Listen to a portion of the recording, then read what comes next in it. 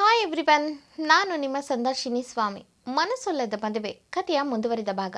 ಅದಕ್ಕೂ ಮೊದಲು ನನ್ನ ಕಥೆಗಳು ನಿಮಗೆ ಇಷ್ಟವಾಗಿದ್ದರೆ ತಪ್ಪದೆ ಕಮೆಂಟ್ ಮಾಡಿ, ಲೈಕ್ ಮಾಡಿ, ಶೇರ್ ಮಾಡಿ. ಹಾಗೆ ನನ್ನ ಚಾನಲ್ಗೆ ಹೊಸಬರಿದ್ದರೆ ಸಬ್ಸ್ಕ್ರೈಬ್ ಆಗಿ ಪಕ್ಕದಲ್ಲಿರುವ ಬೆಲ್ ಐಕನ್ನ ಕ್ಲಿಕ್ ಮಾಡಿ. ಇದರಿಂದ ನನ್ನೆಲ್ಲ ಕಥೆಗಳ ನೋಟಿಫಿಕೇಶನ್ ನಿಮಗೆ ಸಿಗುತ್ತೆ. ಸೊ ಬನ್ನಿ ಕಥೆಯ ಮುಂದುವರಿದ ಭಾಗನ ನೋಡೋಣ. ಎಪಿಸೋಡ್ 141. ಇಂದಿನ ಸಂಚಿಕೆಯಲ್ಲಿ ಆದ್ಯ ತನ್ನನ್ನು ಈ ಕೆಲಸ ಬಿಡಿಸೋಕೆ ಹೀಗೆ ತಾಕೀತು ಹಾಕಿದ್ದಾಳೆ ಎಂದು ಯೋಚಿಸ್ತವನಿಗೆ ಒಂದೇ ದಿನಕ್ಕೆ ಮನೆ ಮನಸ್ಸು ಎರಡು ಬೋರ್ ಆಗಿತ್ತು. ಒಂದು ಕಡೆ ಮನಸ್ಸನ್ನು ಮೆಚ್ಚಿದ ಮಡದಿ ಇಲ್ಲ, ಇನ್ನೊಂದು ಕಡೆ ತನ್ನ ಕನಸಿನ ಕೂಡಿ ಇಲ್ಲ ಎಂದು ದಿನ ಕಳೆದವನು ಸೀದಾ ಬೆಳಗ್ಗೆ ಆಗೋದನ್ನೇ ಕಾಯ್ತಿದ್ದ.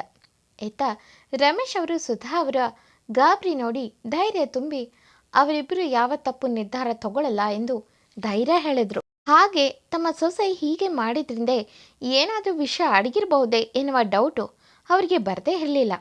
ನೆಕ್ಸ್ಟ್ ಡೇ ಆಯಾಸದಲ್ಲಿ ಮಲಗಿದವನು ಕಣ್ಣು ತೆರೆದು ನೋಡ್ದ. ಅವನಿಗೆ ಒಂದೆರಡು ಸೆಕೆಂಡ್ ಆದಮೇಲೆ ಆದ್ಯ ಮನೆಯಲ್ಲಿ ಇಲ್ಲ ಅನ್ನೋದು ನೆನಪಾಗಿ ಬೇಗ ಬೇಗ ರೆಡಿಯಾಗಿ ಹೊಡಬೇಕು ಎಂದು ಎದೆಗೆ ಕಾಲ್ ಮಾಡಬೇಕು ಎಂದು ತನ್ನ ಫೋನ್ ತೆಗೆಯೋ ಮೊದಲೇ ಆ ಕಡೆಯಿಂದ ಒಂದು ಫೋನ್ ಕಾಲ್ ಬಂತು. ಆದಿ ರಿಸೀವ್ ಮಾಡಿ ಹಲೋ ಎಂದ. ಆ ಕಡೆ ಹಲೋ ಸರ್, ನಾನು ಲಾಯರ್ ಎಂದು ಆದ್ಯ ಡೈವರ್ಸ್ಗೆ ಅಪ್ಲೈ ಮಾಡಿರೋ ವಿಷಯ ಹೇಳಿ ಜೊತೆಗೆ ಮನೇಲಿ ಇದ್ದೀರಾ, ಇದರ ಪ್ರೊಸೆಸ್ ನಾನು ಬಂದ್ ಮಾಡ್ತೀನಿ ಎಂದರು. ಯಾಕಂದರೆ ನೀವಾದರೂ ಆದ್ಯ ಮನಸ್ಸನ್ನು ಬದಲಾಯಿಸಿ ಎಂದು ಹೇಳಬೇಕು ಎಂದು. ಆದಿ ಓಕೆ ಬನ್ನಿ ಎಂದವನು ತಿಂಡಿ ಮಾಡಿ ಕಾದಿದ್ದ. ಲಾಯರ್ ಮಾಮೂಲಿ ಬಂದವರು ಡೈವರ್ಸ್ ಬಗ್ಗೆ ಮಾತಾಡ್ತಿದ್ರೆ ಅಲ್ಲೇ ಒಮ್ಮೆಲೆ ಏನೋ ಬಿದ್ದ ಶಬ್ದವಾಗಿ ನೋಡ್ದ. ಆದಿಗೆ ಶಾಕ್ ಆಗಿತ್ತು. ಆದಿ ಹಿಂದೆ ಸುಧಾ ಅವರು ಬಂದವರಿಗಾಗಿ ಕಾಫಿ ಹಿಡಿದು ಬಂದಿದ್ರು. ಆದಿ ಮತ್ತೆ ಆ ಲಾಯರ್ ಡೈವರ್ಸ್ ಬಗ್ಗೆ ಮಾತಾಡೋದನ್ನು ನೋಡಿ ಶಾಕ್ನಲ್ಲಿ ತಮ್ಮ ಕೈಯಲ್ಲಿರುವ ಟ್ರೇನ ಬಿಟ್ಟಿದ್ರು. ಆದಿ ತಕ್ಷಣ ತನ್ನ ತಾಯಿ ಶಾಕ್ನಲ್ಲಿ ಇರೋದನ್ನು ನೋಡಿ ಹೋಗಿ ಅವರನ್ನು ಬಳಸಿಡ್ದ. ಸುಧಾ ಅವರ ಕಣ್ಣು ತುಂಬಿತು.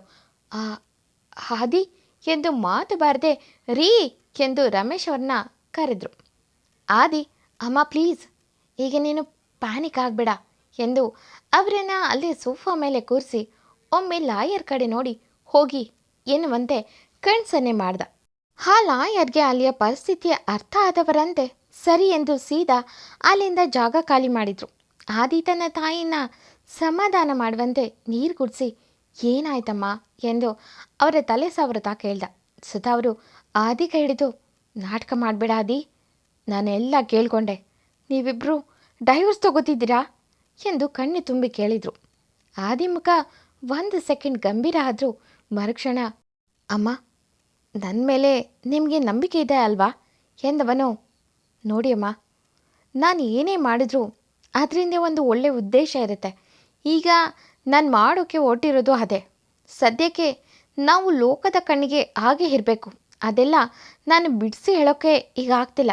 ಸಮಯ ಬಂದಾಗ ಎಲ್ಲ ನಾನೇ ಹೇಳ್ತೀನಿ. ಈಗ ನೀನು ಇದ್ರ ಬಗ್ಗೆ ಯೋಚನೆ ಮಾಡಬೇಡ, ಆರಾಮಾಗಿರಿ ಎಂದ. ಅಷ್ಟೊತ್ತಿಗೆ ಅಲ್ಲಿಗೆ ರಮೇಶ್ ಅವರು ಕೂಡ ಬಂದಿದ್ರು. ತಮ್ಮ ಮಡದಿ ಹೀಗೆ ಸುಸ್ತಲ್ಲಿ ಇರೋದನ್ನು ನೋಡಿ ಗಾಬರಿಯಾಗಿ ಸುಧಾ ಏನಾಯಿತು ಎಂದು ಕೇಳಿದ್ರು.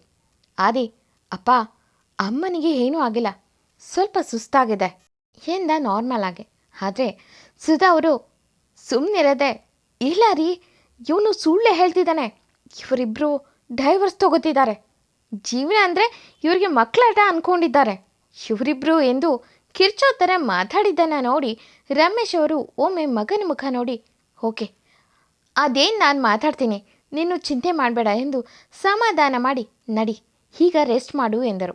ಆದರೆ ಸುಧಾ ಅವರು ಅಲ್ಲ ರೀ, ಇವನು ಏನು ಮಾಡ್ತಿದ್ದಾನೆ ಅನ್ನೋದು ಕೇಳದೆ ರೆಸ್ಟ್ ಮಾಡು ಅಂತಿದ್ದೀರಲ್ಲ ಎಂದು ಒಮ್ಮೆಲೆ ರೇಗಿದ್ದು ನೋಡಿ ರಮೇಶ್ ಅವರು ನೋಡು ಸುಧಾ, ಅವನು ಎಲ್ಲ ತಿಳಿದವನು, ಅವನು ಏನೇ ಮಾಡಿದ್ರೂ ಅದರಿಂದ ಏನೋ ಒಂದು ಕಾರಣ ಇರುತ್ತೆ. ನೀನೀಗ ಬಾ, ನಾನು ಮಾತಾಡ್ತೀನಿ ಎಂದು ಅವರನ್ನು ಬಲವಂತವಾಗಿ ಕರ್ಕೊಂಡು ಅಲ್ಲಿಂದ ಹೋಗ್ತಾರೆ. ರಮೇಶ್ ಅವ್ರಿಗೂ ಮನದಲ್ಲಿ ಸಾಕಷ್ಟು ಗೊಂದಲ ಇದ್ದರೂ ಅದನ್ನು ತಮ್ಮ ಹೆಂಡತಿ ಬಳಿ ತೋರಿಸ್ಕೊಳ್ಳದೆ ರೂಮ್ಗೆ ಕರೆದುಕೊಂಡು ಹೋಗಿ ಬೆಡ್ ಮೇಲೆ ಕೂರಿಸಿ ಮಲಗು ಎಂದು ಮಲಗಿಸಿ ಸಮಾಧಾನ ಮಾಡ್ತಿದ್ರು. ಅವರ ತಲೆನ ಸವರಿ ಸೋಫಾ ಮೇಲೆ ಕೂತಿದ್ದಂಥ ಹಾದಿಗೆ ಏನು ಉತ್ತರ ಕೊಡಬೇಕು ಅನ್ನೋದು ಅವನಿಗೂ ತಿಳಿಲಿಲ್ಲ. ಸದ್ಯಕ್ಕೆ ಇರುವ ವಿಷಯ ಹೇಳಿದೆ ಏನೋ ಒಂದು ಈಗ ಹೇಳ್ದಾಗೆ ಕಾರಣ ಹೇಳಿದ್ರೆ ಆಯಿತು, ಆಮೇಲೆ ನಿಧಾನಕ್ಕೆ ಆದ್ಯ ಬಳಿ ಮಾತಾಡಬೇಕು. ಇಂಥ ಒಂದು ನಿರ್ಧಾರ ತಗೊಂಡಿದ್ದಾಳೆ ಅಂದರೆ ಅವಳ ಮನಸ್ಸಿಗೆ ನಾನು ಅಷ್ಟು ನೋವು ಮಾಡಿದ್ದೀನ ಎಂದು ಯೋಚಿಸಿದವನಿಗೆ ಮುಂದೆ ಏನು ದಾರಿ ಅನ್ನೋದು ತಿಳಿಯದಾಗಿತ್ತು. ಆದ್ಯ ಲಾಯರ್ ಬಳಿ ಕೂತು ಆದಷ್ಟು ಬೇಗ ಈ ಪ್ರೊಸೆಸ್ ಮುಗಿಸು ಎಂದು ಕಾಲ್ ಮಾಡಿದ್ಲು. ಲಾಯರ್, ನೋಡು ಆದ್ಯ, ನೀನು ತುಂಬ ದುಡುಕು ನಿರ್ಧಾರ ತಗೊಳ್ತಿದ್ಯಾ. ಈಗಲೂ ಕಾಲ ಮಿಂಚಿಲ್ಲ, ಸ್ವಲ್ಪ ಅರ್ಥ ಮಾಡ್ಕೊ ಎಂದು ಹೇಳುತ್ತಿದ್ದವರನ್ನು ತಡೆದ ಆದ್ಯ, ಪ್ಲೀಸ್, ನಿನಗೆ ನನ್ನ ಕೇಸ್ ತಗೊಳ್ಳೋಕ್ಕೆ ಕಷ್ಟ ಅನಿಸಿದ್ರೆ ಹೇಳು, ನಾನು ಬೇರೆ ಲಾಯರ್ನ ಹುಡ್ಕೋತೀನಿ. ಇಲ್ಲ, ಹೇಳ್ದಷ್ಟು ಮಾಡು ಎಂದು ಕಾಲ್ ಕಟ್ ಮಾಡಿದವಳ ಕಣ್ಣಿಂದ ನೀರು ಜಾರಿತು. ಆದಿ ಅವತ್ತೇ ತನ್ನ ತಂದೆ ಬಳಿ ಹೇಳಿ ಸ್ವಲ್ಪ ಕೆಲಸ ಇದೆ ಎಂದು ಹೇಳಿ ಸೀದಾ ತನ್ನ ಅತ್ತೆ ಮನೆಗೆ ಬಂದಿದ್ದ. ಅಲ್ಲಿ ಆದ್ಯ ಜೊತೆ ಮಾತಾಡೋಕ್ಕೆ ಹೋದರೆ ಅವಳು ಅವನ ಮಾತುಗಳನ್ನು ಕೇಳೋಕೆ ರೆಡಿ ಇರದೆ, ಪ್ಲೀಸ್, ನಾನು ಚೆನ್ನಾಗಿ ಖುಷಿಯಾಗಿರ್ಬೇಕನ್ಸಿದ್ರೆ ಡೈವರ್ಸ್ಗೆ ಸೈನ್ ಮಾಡಿ, ಯಾವುದೇ ತಕರಾರು ಇಲ್ಲದೆ, ಇಲ್ಲ ನನ್ನ ಸಾವು ಎಂದು ಮಾತು ಮುಂದುವರಿಸೋ ಮೊದಲೇ ಆದಿ ಅವಳ ಮುಂದೆ ಒಂದು ಪೇಪರ್ ಹಿಡ್ದ. ಆದ್ಯ ಅದನ್ನು ತಗೊಂಡು ನೋಡಲು. ಅದರಲ್ಲಿ ಆದಿ ಡೈವರ್ಸ್ಗೆ ಸೈನ್ ಮಾಡಿದ್ದಾಗಿತ್ತು. ಆದ್ಯ ಮನಸ್ಸು ಒಮ್ಮೆಲೆ ಜೋರಾಗಿ ರೋಧಿಸಿತು ಅದನ್ನು ನೋಡಿ. 1-2 ಸೆಕೆಂಡ್ ಅದನ್ನು ನೋಡಿದವಳ ಕಣ್ಣು ತುಂಬಿದ್ರೂ ಅದನ್ನು ಹೊರಗೆ ಅರಿಯಲು ಬಿಡದೆ, ಥ್ಯಾಂಕ್ಸ್, ಇಷ್ಟು ಬೇಗ ಆಗುತ್ತೆ ಅಂತ ಎಕ್ಸ್ಪೆಕ್ಟ್ ಮಾಡಿರಲಿಲ್ಲ ಎಂದವಳು ಒಮ್ಮೆ ಕೆಳಗೆ ನೋಡಿದ್ಲು. ಅದರಲ್ಲಿ ಆದಿಯಿಂದ ತನ್ನೆಲ್ಲ ಆಸ್ತಿ ಮಗನಿಗೆ, ತನ್ನ ಹೆಂಡತಿಗೆ 10 ಕೋಟಿ ಪರಿಹಾರ ಬರೆದಿತ್ತು. ಅದನ್ನು ನೋಡಿದ ಆದ್ಯ ಒಂದು ಕ್ಷಣ ದಂಗಾದ್ಲು.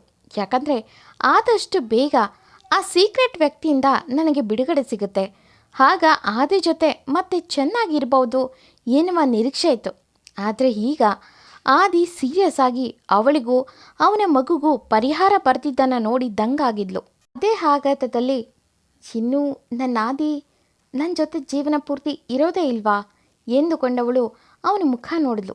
ಆದಿ ಗಂಭೀರವಾಗಿ, ಇದು ನೀನೇ ಬಯಸಿದ್ದು, ನನ್ನ ಮಗ ಹುಷಾರು, ಅವನು ಎಲ್ಲೇ ಇದ್ರೋ ಈ ಆದ್ಯನಾಥ್ ಮಗನೇ, ಅದನ್ನು ನೆನಪಲ್ಲಿಟ್ಕೋ ಎಂದು ಬಿರುಗಾಳಿಯಂತೆ ಹೋದವನು ತನ್ನ ಅತ್ತೆ ಮಾವನಿಗೆ, ನನಗೆ ಒಂದು ಇಂಪಾರ್ಟೆಂಟ್ ಕೆಲಸ ಇದೆ, ನೀವು ಯಾವುದಕ್ಕೂ ಚಿಂತೆ ಮಾಡಬೇಡಿ, ಹಾಗೆ ನಿಮ್ಮ ಮಗಳು ಏನೇ ಮಾಡಿದ್ರು ಏನೇ ಮಾತಾಡಿದ್ರು ಬೈಬಾರ್ದು ಎಂದು ಇಬ್ಬರ ಬಳಿ ಪ್ರಾಮಿಸ್ ತಗೊಂಡು ಅಲ್ಲಿಂದ ಹೊರ ನಡೆದಿದ್ದ. ಕೊನೆಯ ಬಾರಿ ಹೋಗುವಾಗ ಮಲಗಿದ್ದ ಮಗನನ್ನು ಕಣ್ಣು ತುಂಬ ನೋಡಿಕೊಂಡು, ಆದಷ್ಟು ಬೇಗ ನೀನು ನನ್ನ ಮನೆಯಲ್ಲಿ ಇರೋ ಥರ ಆದರೆ ಸಾಕು ಮಗನೇ ಎಂದು ಎದ್ದು ಹೋಗಿ ಕಾರ ಹತ್ತಿ ಕೂತವನ ಕಣ್ಣುಗಳಲ್ಲಿ ತಿಳಿ ನೀರಿನ ಪಸೆ ಹರಿದಿತ್ತು. ಸೀದಾ ಪ್ರೈವೇಟ್ ಜೆಟ್ ಹತ್ತಿದವನ ಮನಸ್ಸು ಜೋರಾಗಿ ಕೂಗಿ ಆಳಬೇಕು ಅನಿಸಿದ್ರೂ ಅವನ ವ್ಯಕ್ತಿತ್ವ ಅದಾಗಿರಲಿಲ್ಲ. ಬಂದಿದ್ದನ್ನು ಮೊದಲಿಂದನೂ ಎದುರಿಸೇ ಅಭ್ಯಾಸ ಆಗಿದ್ದರಿಂದ ಯಾವಾಗ ಕೋಪ ಕರಗುತ್ತೋ ಆಗಲೇ ಬರಲಿ ಎಂದು ಮನಸ್ಸಿಗೆ ತಾನೇ ಸಮಾಧಾನ ತಂದುಕೊಂಡಿದ್ದ. ವಾಸ್ತವ, ತನ್ನ ತಾಯಿ ತಂದೆ ಮುಂದೆ ಎಲ್ಲ ವಿಷಯ ಹೇಳಿದವ ಅವತ್ತು ಅವಳು ಹೇಳಿದ್ದು ಕೇಳದಿದ್ರೆ ಅವಳನ್ನೇ ಕಳ್ಕೊತೀನಿ ಅಂದರೆ ನಾನು ಏನು ಮಾಡಬೇಕಿತ್ತು. ನಾನು ಪ್ರೀತಿಸ್ತಿದ್ದ ಹೃದಯ ಎಲ್ಲೋ ಒಂದು ಕಡೆ ಖುಷಿಯಾಗಿದ್ದರೆ ಸಾಕಾಗಿತ್ತು ನನಗೆ ಎಂದು ತನ್ನ ಕಣ್ಣೀರನ್ನು ಒರೆಸ್ಕೊಂಡ. ಈಗ ಎಲ್ಲರ ಕಣ್ಣಲ್ಲೂ ನೀರಿತ್ತು. ನಾವೇ ಇದುವರೆಗೂ ತಪ್ಪಾಗಿ ತಿಳಿದಿದ್ದೋ ಎಂದು ಆದಿಮುಖನ ಅನುಕಂಪದಿಂದ ನೋಡಿದ್ರು. ಅಷ್ಟೊತ್ತಿಗೆ ನರ್ಸ್ ಒಬ್ಬರು ಬಂದು, ಆದ್ಯ ಮೇಡಮ್ ಅವರು ಕರೀತಿದ್ದಾರೆ ಎಂದರು. ತಕ್ಷಣ ಯಮನ್ ಅವರು, ಆದಿ ನೀನು ಹೋಗು ಅಂದರು. ಆದಿ ತನ್ನ ಕಣ್ಣೀರನ್ನು ನೀಟಾಗಿ ಒರೆಸ್ಕೊಂಡು ತನ್ನ ಕೂದಲು ಸರಿ ಮಾಡಿಕೊಂಡು ಮುಖದ ಮೇಲೆ ಯಾವುದೇ ನೋವು ಇಲ್ಲದಂತೆ ಎಕ್ಸ್ಪ್ರೆಷನ್ ಚೇಂಜ್ ಮಾಡಿಕೊಂಡು ಸೀದಾ ಅವಳಿದ್ದ ರೂಮ್ ಒಳಗೆ ಹೋಗ್ತಾನೆ. ಆದಿ ಮುಖ ನೋಡಿ ಕೈ ಬೀಸಿ ಕರೆದ್ಲು. ಆದಿ ಸೀದಾ ಹೋಗಿ, ಏನಾದರೂ ಬೇಕಾ ಎಂದ ಕಾಳಜಿಯಿಂದ. ಆದ್ಯ, ಮಗುನ ನೋಡಬೇಕು ಆದಿ ಎಂದಳು ಮೆಲ್ಲಗೆ. ಈಗ ಆದಿ ಗುಂಡಿಗೆ ಜೋರಾಗಿ ಹೊಡ್ಕೊತಿತ್ತು. ಇಲ್ಲದ ಮಗುನ ಎಲ್ಲಿಂದ ತರಲಿ ಎನ್ನುವಂತೆ. ಆದರೂ ಮುಖದಲ್ಲಿ ಯಾವುದೇ ಗಾಬರಿ ತೋರದೆ, ಆದ್ಯ, ಅದು ಮಗುನ NICUನಲ್ಲಿ ಇಟ್ಟಿದ್ದಾರೆ, ನೀನು ಸ್ವಲ್ಪ ಹುಷಾರಾಗು, ನಾನು ಮೇಲೆ ನಿನ್ನೆ ಕರ್ಕೊಂಡೋಗ್ತೀನಿ ಅಲ್ಲಿಗೆ ಎಂದ. ಆದಿ, ಒಂದೇ ಒಂದು ಸಲ ನರ್ಸ್ ಕೈಯಲ್ಲೇ ಮಗುನ ಕರ್ಕೊಂಡು ಬಂದು ತೋರಿಸು ಪ್ಲೀಸ್, ಒಂದು ಸಲನೂ ನಾನು ನೋಡಿಲ್ಲ ಮಗುನ ಎಂದಳು ಆ ಸೆಕೆಂಡ್ಗಳಲ್ಲಿ. ಆದಿಗೆ ಅವಳ ಮುಖ ನೋಡಿ ಇನ್ನಷ್ಟು ಭಯ ಶುರುವಾಯಿತು. ಮಗು ಇಲ್ಲ ಅಂತ ಗೊತ್ತಾದರೆ ಇವಳ ಮನಸ್ಸು ಇನ್ನೆಷ್ಟು ನೋವಾಗುತ್ತೋ ಎಂದು. 1-2 ಸೆಕೆಂಡ್ ತನ್ನ ನೋವನ್ನು ಹೈಡ್ ಮಾಡಿ, ಅದು ಮಕ್ಕಳ ಡಾಕ್ಟ್ರ್ ಬಳಿ ಮಾತಾಡಿ ನಿನ್ನ ಹತ್ರ ಮಗುನ ಕರ್ಕೊಂಡು ಬರ್ತೀನಿ ಎಂದವನ ಗಂಟಲು ತುಸು ಸಣ್ಣದಾಗಿತ್ತು. ಆದ್ಯ ಸರಿ ಎಂದವಳು, ಅಚ್ಚು ಎಂದಳು. ಆದಿ, ಅದು ಅಚ್ಚುವರೆಗೆ ಅಮ್ಮ ಹತ್ರ ಇದ್ದಾನೆ, ತಿಂಡಿ ಮಾಡಿದ್ದಾನೆ, ನೀನೇನು ಯೋಚನೆ ಮಾಡಬೇಡ, ಅವನು ಆರಾಮಾಗಿದ್ದಾನೆ ಎಂದ. ಆದ್ಯ ಒಂದೆರಡು ಸೆಕೆಂಡು ಅವನ ಮುಖನೇ ನೋಡಿ ಸರಿ ಎಂದು ತಲೆ ಆಡಿಸಿದ್ಲು. ಅದೇ ಕೊನೆ. ಆದ್ಯ ತನ್ನ ಮಗು ಬಗ್ಗೆ ಆದಿ ಬಳಿ ಕೇಳಿದ್ದು, ಮತ್ತೆ ಮಗು ಬಗ್ಗೆ ಕೇಳಲೇ ಇಲ್ಲ. 3 ದಿನ ಕಳೆದರೂ ಆದಿ ಮಗುನ ತಂದು ತೋರಿಸ್ಲಿಲ್ಲ. ಆದರೂ ಆದ್ಯ ಎಂದಿನಂತೆ ಮಾತಾಡೋದು ಬಿಟ್ಟರೆ ಮಗು ಬಗ್ಗೆ ಮಾತಾಡಲಿಲ್ಲ. ಡಾಕ್ಟರ್ ಆದ್ಯನ ಚೆಕ್ ಮಾಡಿ ಸ್ವಲ್ಪ ಗಂಜಿ ಕೊಡಿ ಎಂದು ಹೋಗ್ತಾರೆ. ಆದಿ ಕೊಟ್ಟ ಗಂಜಿ ಕುಡಿದು, ಅಮ್ಮ ಅತ್ತೆ ಎಲ್ಲ ಓಕೆ ಅಲ್ವಾ ಎಂದು ಕೇಳಿದ್ಲು. ಆದಿ, ಹಾಂ, ನಿಂದೇ ಚಿಂತೆ ಅವರಿಗೆ, ನೀನೊಬ್ಳು ಹುಷಾರಾದರೆ ಸಾಕಾಗಿದೆ ಎಂದವನು ಕೊಟ್ಟ ಅಷ್ಟು ಗಂಜಿ ಕುಡಿದು, ಆದಿ ನೀನೊಬ್ಬನೇ ಬಂದಿದೀಯಾ? ಇಲ್ಲ, ಮನೆಯವರು ಎಲ್ಲರೂ ಇಲ್ಲೇ ಇದ್ದಾರಾ ಎಂದು ಕೇಳಿದ್ಲು. ಆದಿ, ಇಲ್ಲ, ಎಲ್ಲ ಇಲ್ಲೇ ಇದ್ದಾರೆ, ಹೊರಗೆ ಕೂತಿದ್ದಾರೆ. ಯಾಕೆ, ಯಾರನ್ನಾದರೂ ನೋಡಬೇಕಾ, ಮಾತಾಡಿಸ್ಬೇಕಾ ಎಂದು ಕೇಳ್ದ. ಆದ್ಯ, ನನ್ನ ವಾಶ್ರೂಮ್ಗೆ ಕರ್ಕೊಂಡು ಹೋಗ್ತೀಯಾ ಎಂದು ಕೇಳಿದ್ಲು. ಆದಿ, ಅಮ್ಮ ಇಲ್ಲ ಅತ್ತೆ ಯಾರನ್ನಾದರೂ ಕರಿಬೇಕಾ ಎಂದ. ತಕ್ಷಣ ಆದ್ಯ, ಯಾಕಾದಿ ನೀನು ಬರಲ್ವಾ ಎಂದಳು, ದೀನಳಾಗಿ ಅವನನ್ನೇ ನೋಡುತ್ತಾ. ತಕ್ಷಣ ಆದಿ, ಆಗಲ್ಲ ಆದ್ಯ ಎಂದವನು. ಸರಿ ಬಾ ಎಂದು ಅವಳ ಕೈ ಹಿಡಿದು, ನಿನ್ನ ಎತ್ಕೋಬೋದಾ, ನಿನಗೆ ಕಂಫರ್ಟ್ ಆಗಿರುತ್ತಾ ಎಂದು ಕೇಳ್ದ. ಆದ್ಯ, ಬೇಡ ಆದಿ, ನನ್ನ ವಾಶ್ರೂಮ್ಗೆ ಬಿಡು, ನಾನು ನಡ್ಕೊಂಡೇ ಹೋಗ್ತೀನಿ ಎಂದಳು. ಆದರೆ ಆದಿ ನಿಧಾನಕ್ಕೆ ಅವಳನ್ನು ತನ್ನ ತೋಳಿಗೆ ತಗೊಂಡು, ನೋವೇನಾದರೂ ಜಾಸ್ತಿ ಆಗ್ತಿದೆಯಾ ಎಂದು ಕೇಳ್ದ. ಆದ್ಯ ಕಣ್ಣಲ್ಲಿ ನೀರು ತುಂಬಿರೋದನ್ನು ನೋಡಿ ಎಂದಿನಂತೆ ಕತೆ ಮುಂದುವರಿಯೋದು. ಈ ಕತೆ ನಿಮಗೆ ಇಷ್ಟವಾಗಿದ್ದರೆ ತಪ್ಪದೆ ಕಮೆಂಟ್ ಮಾಡಿ, ಲೈಕ್ ಮಾಡಿ, ಶೇರ್ ಮಾಡಿ. Thank you for watching.